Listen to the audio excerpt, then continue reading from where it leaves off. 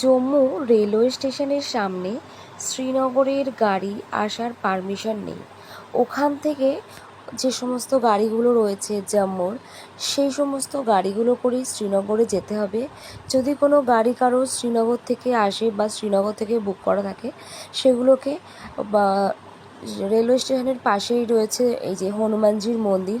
এই হনুমানজির মন্দির ক্রস করে আরও সামনে এগিয়ে যেতে হবে, আর সেখান থেকেই গাড়িগুলো ধরতে হবে। তো আমরা পেয়ে গেলাম সাথে আমাদের ড্রাইভারজি ফয়াজ ভাইয়া।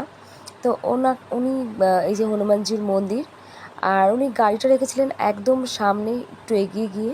তো সেখানে আমাদেরকে হেঁটে যেতে হচ্ছিল। তো ওখান থেকে আমরা গাড়ি করে শ্রীনগরের উদ্দেশ্যে রওনা দেব। তো যেতে যেতে একটা মার্কেট, মানে হনুমানজির মন্দির ঠিক তারপরেই ছিল একটা মার্কেট, নানান রকম জিনিসপত্র ছিল। তো সেই সব কিছু দেখে আমরা এগিয়ে যাচ্ছিলাম। আর আমাদের ছিল হচ্ছে সবার ফোনগুলো বন্ধ হয়ে গেছিলো। তো ফোন যেহেতু বন্ধ হয়ে গেছিলো, সেহেতু আমাদের প্রত্যেকেরই প্রয়োজন একটা করে সিম কার্ড। যদিও আমরা সবাই আর সিম কার্ড নিইনি, আমার দুটো নাম্বার, একটা নাম্বার আমার চলছিল, আর আর বাকিদের মধ্যেও আরেকজনের আরেকটা নাম্বার চলছিল। তো সেই কারণে শুধুমাত্র আমরা একটাই সিম কার্ড তুলি, সেটা হচ্ছে শুভর, ওর ফোনে। কারণ সিম কার্ড ছাড়া ফোনগুলো একদমই অচল। আর আমাদের বাড়িতে যেহেতু আমরা এত দূরে আছি, বুঝতেই পারছো কলকাতা থেকে বহু দূরে, তো তাই বাড়িতে তো অবশ্যই কন্ট্যাক্টে থাকতে হবে। তো সেই কারণে আমরা একটা সিম কার্ড তোলার জন্য এগিয়ে যাই। উনি আমাদেরকে বলে দেন যে কোথা থেকে সিম কার্ড পাওয়া যাবে।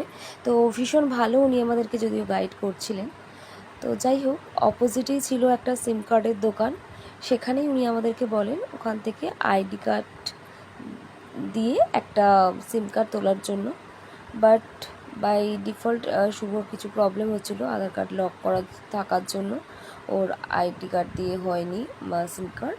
তো নেক্সট টাইম আমি আমার আইডি কার্ড দিয়েই একটা সিম কার্ড তুলে নিই। তো দেখতেই পাচ্ছ ওখানে অনেকেই বাইরের সব টুরিস্টরা আছে, তারা ওখান থেকে সিম কার্ড নিচ্ছে। তো তারপরে আমিও সেখানে যাই, আর সেখান থেকে আমি আমার আইডি কার্ড দিয়ে একটা সিম কার্ড তুলে নিই শুভর ফোনের জন্য।